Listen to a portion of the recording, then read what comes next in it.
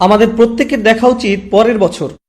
ধরুন এই রমজান থেকে পরের রমজান, রমজান তো শেষ, ধরুন এই ডিসেম্বর থেকে পরের ডিসেম্বর, এই শীতকাল থেকে পরের শীতকাল। কিভাবে আমি একজন ভালো মুসলিম হতে পারি? আমি এখানে 3টা এরিয়া হাইলাইট করব। এখানে যারা লিখছেন শুধু 3টা ক্ষেত্র। আপনি নিজেকে একটা বাস্তবসম্মত উপায়ে যেন বলতে পারেন আমি অন্তত এই 3টা জায়গাতে আগের চেয়ে ভালো এবং উন্নতি করেছি। প্রথমটা হলো ইবাদত। আমার প্রথম চিন্তাই হবে ইবাদত নিয়ে। আমার ফজর নামাজ কি আগের চেয়ে ভালো হচ্ছে? আমি কি অন্তত ঈশা আর ফজরটা সময় মতো সঠিকভাবে আদায় করতে পারছি? পুরুষদেরকে বলছি, আমি কি ফজরের জন্য উঠতে পারছি এবং মসজিদে যেতে পারছি? হয়তো এটা প্রতিদিন করতে পারছেন না, কিন্তু এটাকে একটা লক্ষ্য হিসাবে নির্ধারণ করুন। আপনাকে রাতে তাড়াতাড়ি শুয়ে পড়তে হবে। তরুণরা, আমি বলছি আপনি জীবনে কিছুই ঠিকমতো করতে পারবেন না যদি তাড়াতাড়ি না শুয়ে পড়েন। রাতে যে হুক্কা নিয়ে ওইসব উচ্চমার্গীয় কথাবার্তা আপনারা বলেন, সেগুলো এই উম্মাহকে কোনো কিছুতে সক্রিয় করবে না। আমি বলছি ওই সমস্ত গম্ভীর আলোচনা, ভালো ভালো কথা, তারপর আপনারা সকাল 10টায় ঘুম থেকে উঠে ফজর পড়ছেন।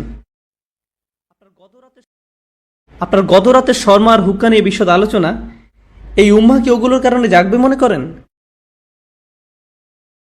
ঠিক সময় ঘুমোতে যান, তাড়াতাড়ি উঠুন, ঠিক মতো ফজর পড়ুন, সকালে কোরআন পড়ুন। ইন্না কুরআন আল ফাজরি কানা মাশহুদা। নিয়ম করে ঠিকঠাক মতো কোরআন পড়ুন। আমরা দুনিয়া বদলানোর কথা বলি, কিন্তু আমরা একটা দিনের কার্যক্রমও বদলাতে পারি না। আপনি যদি আপনার দিন বদলাতে পারেন, তাহলে আপনার বছরও বদলাতে পারবেন, আপনার জীবনও বদলাতে পারবেন। আপনাকে আপনার দিন দিয়েই শুরু করতে হবে। ইবাদত অর্থে আপনার সকালটাকে ফলপ্রসূ করতে হবে। ইবাদতের একটা অংশ হলো, আমি বিশেষ করে এখানে তাদের অন্তর্ভুক্ত করব যাদের দূরদর্শিতা আছে। আপনার দূরদর্শিতা, আপনার অনুপ্রেরণা আসবে কোরআনের মাধ্যমে। কোরআন আপনার হৃদয়ে থাকতে হবে। যতটুকু সম্ভব কোরআন মুখস্থ করার প্রজেক্ট শুরু করতে হবে আপনাকে। একেবারে যতটুকু পারেন, যত কমই হোক না কেন। আপনি যদি বেশি করে করতে পারেন তাহলে বেশি করেন, কিন্তু প্রতিদিন ফজরের সময় একটু কোরআন তেলাওয়াত, একটু মুখস্থ করা, এটাই আপনার দিনকে ভালোভাবে শুরু করবে। আর আমি আপনাকে গ্যারান্টি দিতে পারি, আপনি যদি এরকম করেন, শুধু সপ্তাহে একবার করে দেখেন, পার্থক্যটা আপনি দিনের বাকি সময় ধরে বুঝতে পারবেন। আপনি লক্ষ্য করবেন যে ওই দিনটাতে অনেক বেশি বারাকা আছে, আপনি অনেক বেশি কিছু শেষ করতে পারছেন, আপনার চারপাশে দরজা খুলে যাচ্ছে, অনেক সুযোগ তৈরি হচ্ছে, আপনার মন পরিষ্কার আর অনেক সৃষ্টিশীল আইডিয়া আসছে। আপনি দেখবেন আল্লাহ আপনাকে ওইসব কল্যাণ দিচ্ছেন এবং দরজা খুলে দিচ্ছেন যেগুলো আগে বন্ধ ছিল। কাজেই প্রথমটা, কতগুলো এরিয়া আমি যেন বলেছি? 3টা এরিয়া। প্রথমটা হলো ইবাদত। এটাই প্রথম এরিয়া যেটাতে আমি আরো ভালো করতে যাচ্ছি। দ্বিতীয় এরিয়া, যেটার জন্য সত্যি আপনাকে ভালোভাবে খাটতে হবে, এটার ব্যাপারে মাথা ব্যথা থাকতে হবে, সেটা হলো শিক্ষা, জ্ঞান। কিভাবে আমি এই এরিয়াতে আমার জ্ঞান বাড়াবো? আমি জ্ঞানকে ইবাদত থেকে আলাদা করে দেখি, কারণ কিছু কিছু মানুষ জ্ঞান অর্জনের উপর এত বেশি ফোকাস করে যে তাদের ইবাদতের অবস্থা হয় খুবই শোচনীয়। তারা ইবাদত করে না, তাদের ধারণা তাদের জ্ঞান ইবাদতের শূন্যস্থান পূরণ করে দিবে। তারা অনেক তাফসির পড়ে, অনেক তাজউইদ জানে, কিন্তু তারা এমনকি তাদের সালাতেও কোনো মনোযোগই দেয় না। তাহলে সেই জ্ঞান আছে কিসের জন্য? আমি অগ্রাধিকার ভিত্তিতে এগুলো উল্লেখ করেছি। প্রথমটা ইবাদত, দ্বিতীয়টা জ্ঞান। আমি বলছি না যে আপনারা আলেম হন এবং শরীয়তের উপরে ডিগ্রি নিন। যারা করছেন তাদেরকে অভিনন্দন জানাই। আমি এখানে সবার কথা বলছি। এখানে সবাই মুফতি বা আলেম নাও হতে পারেন, কিন্তু আপনাকে শিক্ষিত মুসলিম হতে হবে। আপনার ইসলামের উপর অন্তত প্রাথমিক পর্যায়ের বিদ্যা থাকতে হবে। আমি এখানে সবার কথা বলছি। তাই আপনার জন্য আমার পরামর্শ হলো, বছরের শেষ বা আগামী বছরের মধ্যে আপনি কিছু অন্তত পড়েন। আপনি সিরাহ পড়ুন, নবী মুহাম্মদ সাল্লাল্লাহু আলাইহি সাল্লামের জীবনী একবার। আর আপনার প্রতি বছরই এটা করা উচিত। আসলে আপনার আলাদা আলাদা জায়গা থেকে পড়া উচিত। প্রতি বছর সিরাতের উপর আপনার পড়াশোনা করা উচিত। সত্যি সত্যিই পড়ুন। আমাকে জিজ্ঞেস করবেন না সিরাতের উপর কোন বই পড়বেন, সবই পড়ুন। একবার এক একটা পড়ুন। একটা নিয়ে পড়া শুরু করুন 1 বছর, তারপর আরেকটা সিরাত নিন পরের বছর, আবার আরেকটা সিরাত নিন পরের বছর, আবার আরেকটা। কারণ এটা হলো ওই মানুষটার জীবনী যা আমাদের জীবনের দর্শন, আমাদের অনুপ্রেরণা। আর আপনার প্রতি বছরই এটা করা উচিত। আপনাকে এগুলো বারবার পড়তে হবে। এটা আপনার শিক্ষার অংশ। এটা আপনাকে চিন্তা ভাবনা করার এবং সেটা আপনার জীবনে প্রতিফলিত করার সুযোগ করে দিবে, দরজা খুলে দিবে। সিরাত পড়লে এর মধ্যেই পাবেন কিছু সহজলভ্য এবং অসাধারণ রিসোর্স। আমার মনে হয় না এগুলো খুঁজে পেতে আপনার কষ্ট হবে ইনশাআল্লাহ। একই সাথে আপনার কিছু বাস্তবিক অর্জন থাকতে হবে। একই বছর আপনাকে প্রকৃত অর্থেই কোরআন থেকে কিছু অর্জন করতে হবে। আমি এখনো জ্ঞানের এরিয়ার ভিতরে আছি। প্রথম এরিয়া হলো ইবাদত, আর দ্বিতীয়টা হলো জ্ঞান বা শিক্ষা, এই এরিয়াতেই আপনাকে কোরআন থেকে কিছু প্রকৃত মুনাফার ক্ষেত্র তৈরি করতে হবে। ধরুন এই বছর আপনি ঠিক করলেন আপনি সূরা কাহফ মুখস্থ করবেন, কাজে এটা একটা লক্ষ্য স্থির করুন। এই বছর আমি সূরা কাহফ মুখস্থ করব। তার মানে হলো আমি এই সূরা মুখস্থ করব, এর অনুবাদ পড়ব, এর তাফসীর পড়ব, এটা শব্দগুলোর অর্থ বুঝব, সূরা কাহফের উপর লেকচারগুলো, প্রবন্ধ, পেপার যাই পাওয়া যায় তার সবই নিব, সবই শেষ করব। আমার জন্য এটাই সূরা কাহফের বছর। পরের বছর হতে পারে সূরা আর রহমানের বছর, তার পরের বছর সূরা বাকারার বছর, কয়েকটা সূরা হতে পারে একই বছরে, কিন্তু প্রতি বছরই আপনি কোরআনের মধ্যে থেকে কিছু না কিছু লাভ করুন, এটা বাস্তব। এটা বলবেন না আমি কোরআন পড়েছি, এটা করবেন না। যে কোনো একটা প্যাসেজ নিয়ে পড়া শুরু করলেন, একটা সূরা বা কয়েকটা সূরা নিন, সেগুলোতে ফোকাস করুন। মুসলিম যুবকদের জন্য আমার সবচেয়ে বড় সমালোচনা হলো যে তারা ফোকাস করে না, একটা বিষয়ের উপর ফোকাস করেন। এটা ভালোভাবে বুঝেন, পরে যখন আপনি দেখবেন আপনি বলবেন আলহামদুলিল্লাহ এই বছর আমি আরো একটা সূরা মুখস্থ করেছি, আরো 2টা সূরা মুখস্থ করেছি, আরো 3টা সূরা মুখস্থ করেছি। আর যখন আপনি কোনো একটা সূরা পড়েন শুধু এটার অর্থ মুখস্থ করবেন না। কোনো ছাত্র আমাকে এসে জিজ্ঞেস করে আপনার ধারণা কোনটা বেশি গুরুত্বপূর্ণ, কোরআন বোঝা নাকি মুখস্থ করা? আমি বলি কিভাবে আপনি ভাবেন যে এই দুটো আলাদা? কেন এরকম মনে করেন? আপনি জানেন কেন আমরা কোরআন মুখস্থ করি? যেন আমরা বারবার সেটা বলি। আর যখন আপনি কিছু বারবার বলতে থাকেন তখন সেটা নিয়ে আরো বেশি চিন্তা করার এবং সেটা আপনার কাজে প্রতিফলিত করার ব্যবস্থা করে দেন আল্লাহ। যখন আপনি কোনো কিছু 10 বার বলতে থাকেন তখন আপনি এমন কিছু লক্ষ্য করেন যা আপনি 9 বার বলার সময় করেননি। আল্লাহ আরো অনেক দরজা খুলে দেন।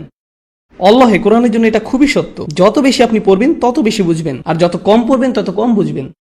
এটা অন্য কোনো বইয়ের মতো না। কোরআন বোঝার ভিত্তি হলো কোরআন মুখস্থ করা। আল্লাহ আরো অনেক দরজা খুলে দেন। আল্লাহে কোরআনের জন্য এটা খুবই সত্য। কাজেই যে সূরা আপনি পড়তে ও বুঝতে চাচ্ছেন ভালো হয় সেটা মুখস্থ করে ফেললে। এই দুটো সবার আগে। তো আমি সিরাত নিয়ে বললাম আর কোরআন নিয়ে বললাম।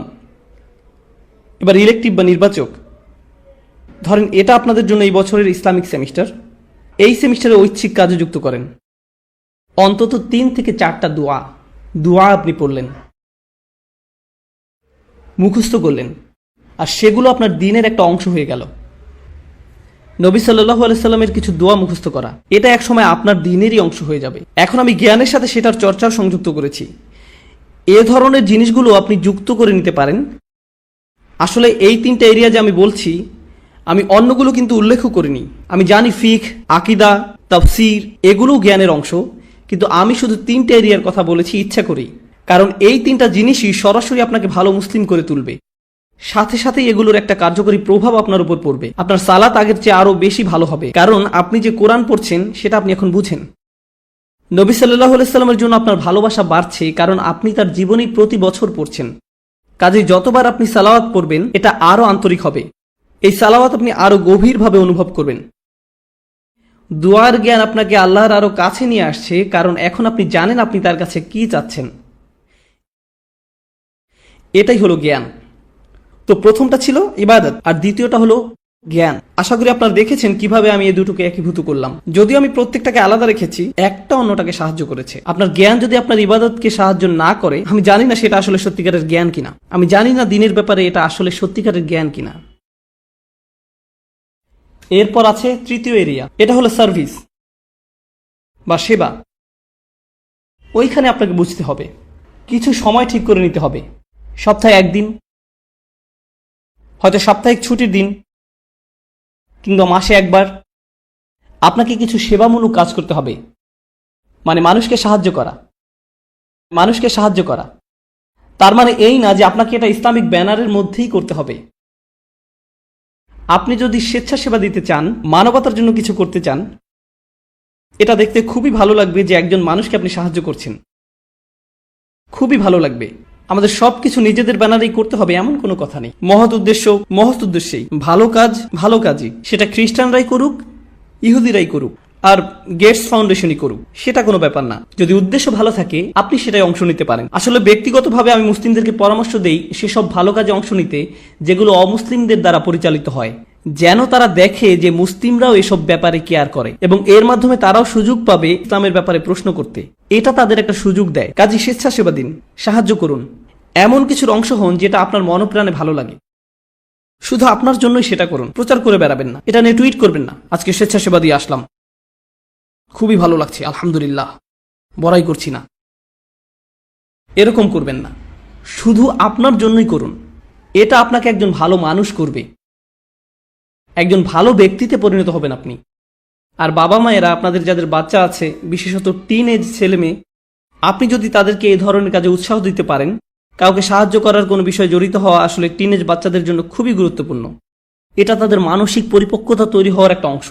কারণ টিনেজ তরুণরা শুধু মুসলিম তরুণরাই না, সাধারণভাবে সব তরুণরাই আত্মনিমগ্ন থাকে। তাদের দুনিয়াটা তাদের নিয়ে।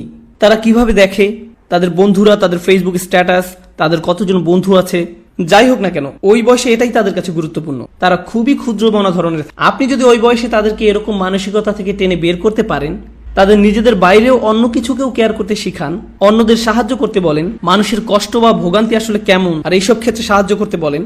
উদাহরণস্বরূপ কিছুদিন আগে একটা প্রাকৃতিক দুর্যোগ হলো, একটা ঝড় নিউ জার্সি আর নিউ ইয়র্কে আঘাত করলো। আপনার থেকে খুব একটা দূরে না, ওইখানে সাপ্তাহিক ছুটিতে রেড ক্রস বা অন্য কারোর সাথে যে সাহায্য করতে পারেন, যাদের বাড়িঘর ধ্বংস হয়ে গেছে, গাছপালা রাস্তায় পড়ে আছে, রাস্তা বন্ধ হয়ে গেছে, যেটাই হোক আপনি সাহায্য করে চলে আসেন। আপনি যদি সেটা করেন, আমি আপনাকে বলছি এটা আপনাকে আল্লাহর যত নিকটে নিবে আর কোনো কিছুই ততটা করবে না। আপনি যদি এই তিনটা জিনিস করেন, আপনি তাহলে অন্তত মূল ভিত্তিটা স্থাপন করলেন জীবনে কিভাবে ভালো করা যায়। এটা আপনার জীবনের লক্ষ্য না, অন্তত এগুলো আপনি করতে পারলে জীবনে ভালো কিছু অর্জন করতে পারবেন।